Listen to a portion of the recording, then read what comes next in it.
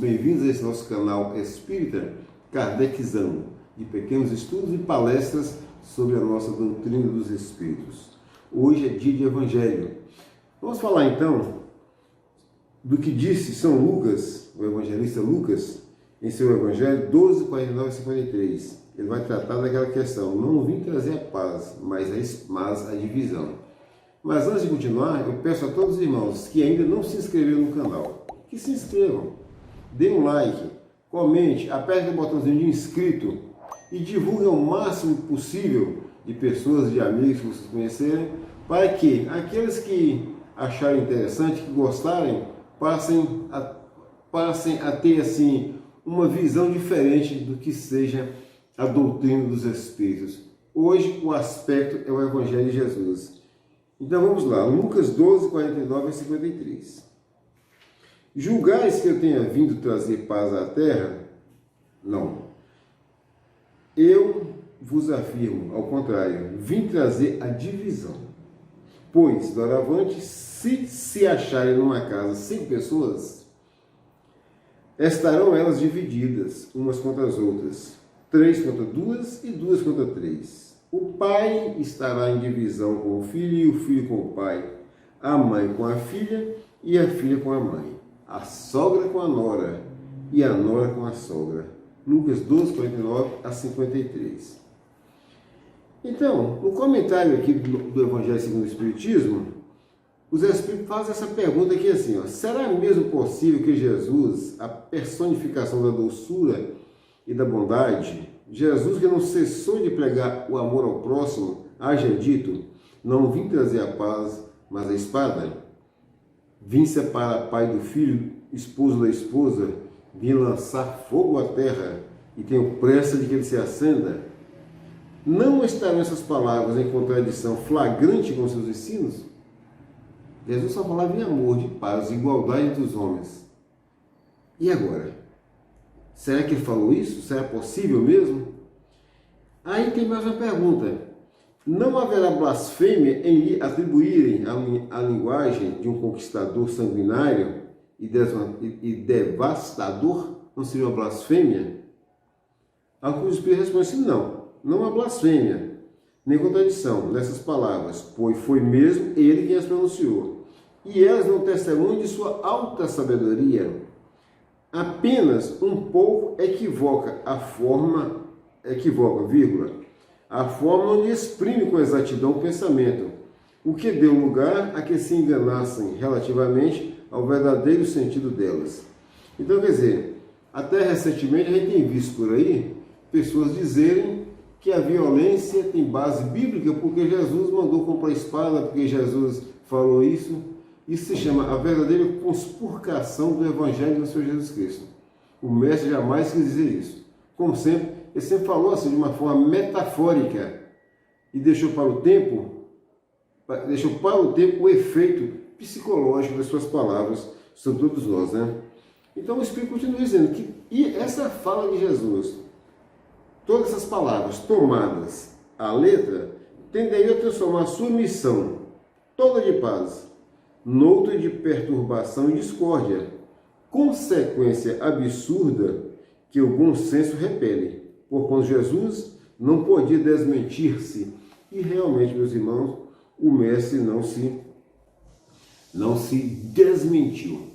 Nós aqui hoje, século XXI, muitos seres humanos pela Terra conspurcam o Evangelho e procuram dar às palavras do nosso Jesus Cristo o sentido que lhes convém, o sentido exato, na medida exata das suas conveniências. Então, assim falando, até comprar armas é coisa normal. Olha, afinal Jesus mandou comprar espada. Jesus disse que não veio trazer paz, veio trazer espada. Então eu tenho que comprar arma, eu tenho que comprar espada. E agora? Para que isso? Quem vivia falando do amor, pregando a igualdade, que disse que veio cumprir a lei de Deus e os antigos profetas, poderia agora se desmentir assim? Vamos comprar espada? Vamos lutar? Não. Nada disso é o que está por trás das palavras do Mestre. Nós é que colocamos aquilo que nós queremos, nós humanos, né? E por quê? Olha bem o porquê disso. Toda ideia nova forçosamente encontra oposição e nenhuma há que se implante sem lutas. Nenhuma ideia nova para o bem das criaturas de Deus na Terra se implanta sem luta. Nenhuma. Perceberam isso? Até, por exemplo, no meio político, uma ideia para beneficiar as classes pobres e necessitadas é uma luta naquele Congresso que chega a ser vergonhoso. Chega a ser vergonhoso. Por quê? Porque lá estão os interesses dos mais ricos, dos mais poderosos. Então, qualquer ideia que possa beneficiar o pobre não é coisa que se faz sem luta e, às vezes, em certos casos, em certos países, até com derramamento de sangue. Aí ele continua dizendo aqui, ora, nesses casos, a resistência é sempre proporcional à importância dos resultados previstos. Porque quanto maior ela é, tanto mais numerosos são os interesses que ela fere. Pensem aí, meus irmãos, se uma ideia nova vai trazer benefício para muita gente, ao mesmo tempo ela vai ferir o interesse de muita gente. Quem são esses aí que terão seus interesses feridos? São os exploradores, os escravagistas de todos os tempos, os donos da opressão, os donos do poder e da riqueza e que oprimem as pessoas. Então, esses sim vão se sentir prejudicados em seu interesse e aí a luta vai ser grande, porque muitas pessoas serão beneficiadas. E o homem vítima do egoísmo que sempre foi na Terra, o egoísmo ainda é uma mancha negra na alma de todos nós. Ele não aceita perder um centavo para dividir um centavo com mais 1 bilhão de pessoas. Aí ele faz quantas guerras forem necessárias por causa desse centavo. Cria suas mentiras, suas ideologias e sai espalhando por aí. E a gente acaba comprando essas ideologias, essas mentiras, caindo naquilo que eu chamo de armadilha para lobo. Olha o encaixe disso, não é mesmo? Então, continuando aqui. Se for notoriamente falsa, se a julgo isenta de consequências, ninguém se alarma, deixam-na passar, certo de que lhe falta vitalidade. Quando é uma coisa que realmente não tem como sobreexistir, né? Então ninguém liga. Mas quando Cristo veio trazer o amor, veio dizer para nós que nós somos filhos de Deus, independente das nossas condições sociais, socioeconômicas, independente das nossas condições de raça, das nossas etnias, preto, branco, amarelo, roxo, a cor que for que vocês quiserem por aí, todos nós somos filhos de Deus. Somos iguais perante o Pai, em direitos e deveres. Mas nas filosofias humanas, só o poderoso é que é igual em direito e dever. Então, nada que ferir isso dele, ele aceita de bom grado. E vai lutar mesmo, vai criar todas as condições, né? Muito bem. Por quê? Então, o que nós estamos a dizer com isso aqui? Toda ideia nova, ela cria um conflito ideológico. Podemos dizer, sem medo de errar, um conflito político-ideológico. Vira político por quê? Porque aquela ideia vai beneficiar milhões e talvez vai ferir o interesse de uma minoria que já tem demais. Tem demais, está nadando no ouro, deitado no ouro. Ouro esse que ele consegue à custa do trabalho, do sangue, da vida e da morte. Mas ele acha que é dele, ele acha que é ele. Ele não consegue pensar isso. Que me desculpem os milionários, mas o mau milionário pensa assim. Ele acha que só ele trabalha, que ele tem o que ele tem porque ele trabalhou. Ninguém trabalhou para ele. Então os milhares de pessoas que trabalharam para ele e ganharam centavos, migalhas, não fizeram mais que a obrigação. Devem até dar graças a Deus porque ele existe. Ele é um privilegiado de Deus.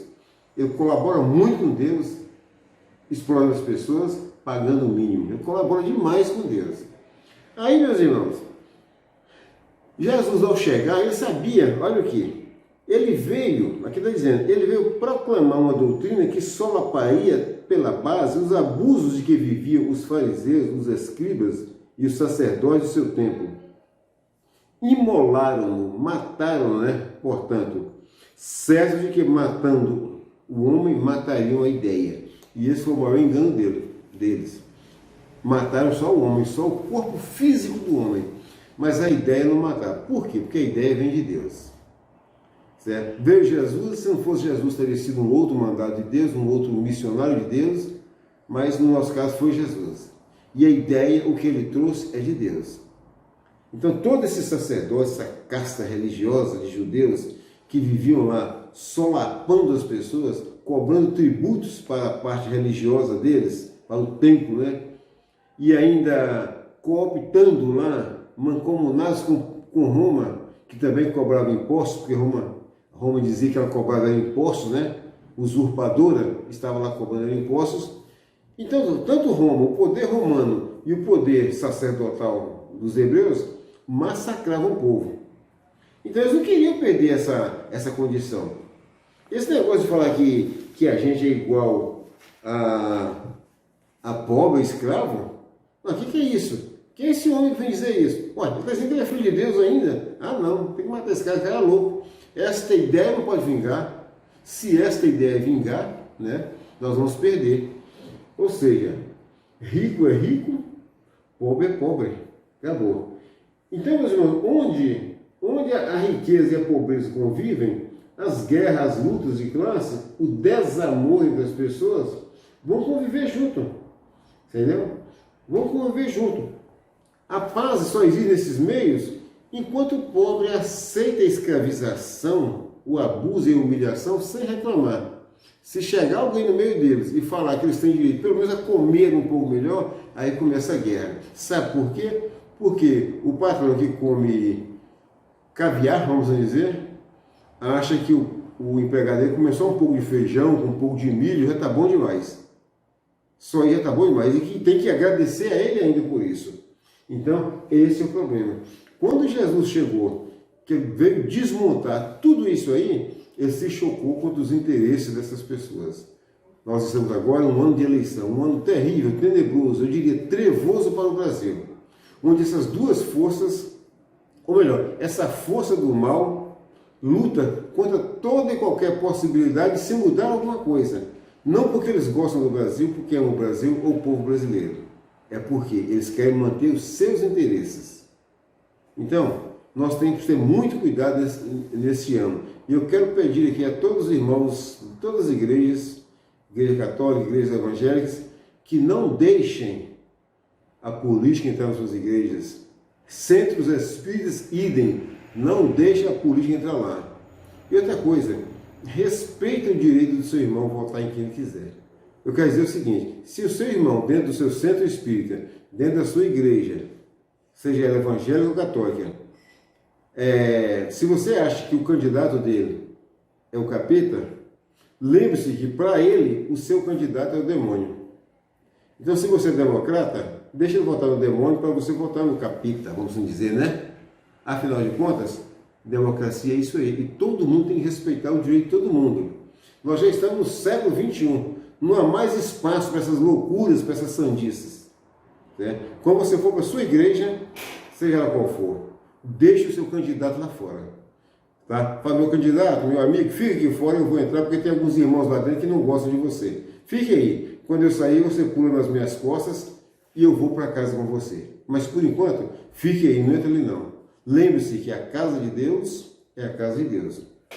Não é lugar para política. É esse o sentido das palavras de Jesus. Não vim trazer divisão. Porque quem se sente bem, quem não se sente bem nesse estado de coisa, ele se separa. Aí é que está o sentido das palavras de Jesus. Pai contra filho, filho contra pai, mãe contra filha, irmão contra irmão, todos dentro de uma mesma casa. Por hoje é só. Eu agradeço a todos vocês, agradeço a Deus. Mais uma vez peço a Deus que vos abençoe a todos e proteja a todos vocês. Fiquem com Deus.